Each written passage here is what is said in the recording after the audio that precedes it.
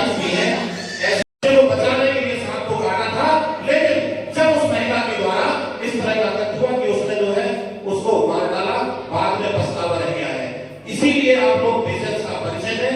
आप लोगों के घर में आकर के इस तरह के लोग आते हैं, गाँव वाले के लोग आते हैं जो आपके भले नहीं हो सकते हैं, लेकिन कभी कभी आप लोगों के लिए आपकी बेटियों के बारे में, आपकी बहनों के बारे में आपको गलत सलाह देंगे, हमें उन पर नहीं जाना है।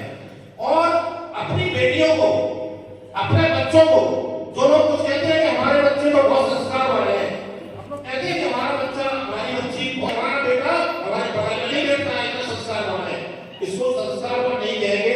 इसमें बहुत लोग गलत चीजों के शिकार हुए हैं। जब अपनी बेटी आपको अपने दिल की बात नहीं बता पाएगी तो निश्चित है वो किसी और को बताएगी, और जरूरी नहीं है कि उसको बताने के बाद उसको क्या सलाह मिले। ऐसा ये ना है कि जब वह गलत जगह या किसी और से सलाह लेगी तो निश्चित है कि उसको हो सकता है गुमराह कर दिया जाए, गलत सलाह दी जाए और वो भटक सकती है।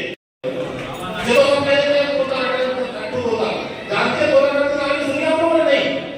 मैं आपको बताता हूँ कि एक बार एक महात्मा जी अपने आश्रम में पेड़ के नीचे बैठे थे। वहां पर जो है एक घबराया हुआ तोता आया और वो शिकारी के चंगुल से छूटकर भागा था। तो जब आकर के वो उनके पास बैठ गया, उन्होंने पानी पिलाया, उसको ठीक किया, फिर इसके बाद उस तोता को समझाया कि शिकारी जंगल में आता है, जाल फैलाता है, ताने का लोभ दिखाता है, हमें जाल में फंसना नहीं चाहिए, ये उन्होंने समझाया। तो उसने जाकर के सभी तोतों को यही सिखा दिया। सारे तोता जो है सुबह शाम रखने लगे कि शिकारी जंगल में आता है, जाल फैलाता है, ताने का लोभ दिखाता है, हमें जाल में फंसना नहीं चाहिए। तो एक दिन जो है दूसरी ने देखा कि कम से कम 40-50 तोता जाल में फंसे हुए थे और वो गाना गा रहे थे कि शिकारी जंगल में आता है, जाल फैलाता है, ताने का लोभ दिखाता है, हमें जाल में फंसना नहीं चाहिए। ये तोता कटने वाली कहानी हम लोगों को नहीं रखनी है। जो बताया गया है उसको अपने जीवन में उतारिए। आप लोगों के लिए बहुत काम की चीजें हैं ये।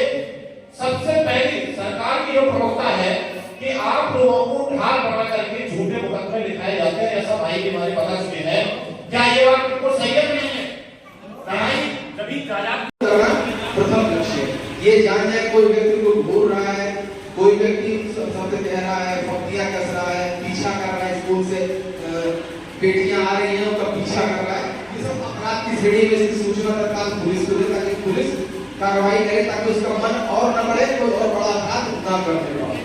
तो नंबर 1 तो यह बिल्कुल कि अपराध के बारे में जानकारी करना, कहीं कोई घूर रहा है, देख रहा है, छू रहा है किसी बनाने, तो ऐसे लोगों के खिलाफ तत्काल आपको पुलिस को सूचना देनी है कि मेरे साथ बड़ा कि ऐसे ऐसे करना है।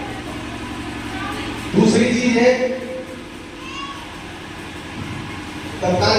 और हमारे बीच में जो इस तरह के कृत्य प्रवृत्त होते हैं उनसे बचने का एक साधन बनेगा। अब मैं आपको बहुत काम की चीज बताने जा रहा हूँ जो हमारे आपके बीच में होती है। सबसे पहले आप लोग ये दिमाग से निकाल दीजिए कि कोई भी दरिंदा, कोई भी गलत आदमी अगर आपकी बेटी के साथ गलत नियत से कोई हरकत करता है, और हमारे समाज में जो है गंदी नीति है, गलत नीति है कि हम लोग क्या कहते हैं कि बेटी की इज्जत चली जाएगी, बेटी की शादी में प्रॉब्लम आएगी। ये दिमाग से निकाल दो। जो आदमी घिनौना काम कर रहा है, इज्जत उसकी जाएगी या बेटी की जाएगी? आपको बताइए किसकी इज्जत जाएगी? जो गलत काम कर रहा है इज्जत उसकी उतरेगी। तो इस मानसिकता को आप लोग पूरी तरह से बदल दो कि अगर हमारी बेटी के साथ कोई घिनौना कार्य हुआ है तो हमारी बेटी की इज्जत नहीं, बेटी की नहीं, किसकी इज्जत गई? उस दरिंदे की इज्जत गई। और उसको सजा दिलवाने का आप लोग काम करिए। आप लोगों ने भी सुना होगा कि अनाचार बढ़ता है कब? सदाचार चुप रहता जब हमेशा सत्य चुप भी नहीं होता है, उस समय असत्य जो है वो भ्रष्टाचार आपका हावी हो जाता है।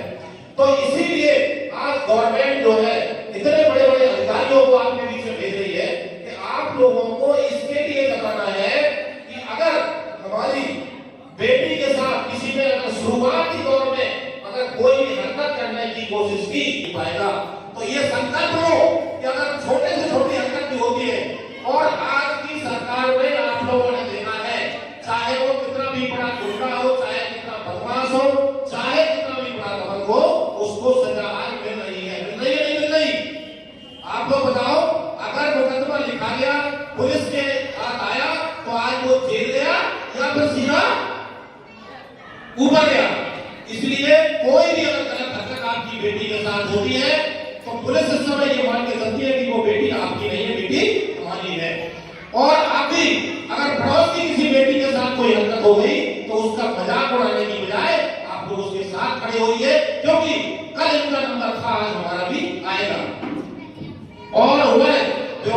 दूसरों के साथ ना करें जो हमें स्वयं पसंद ना हो।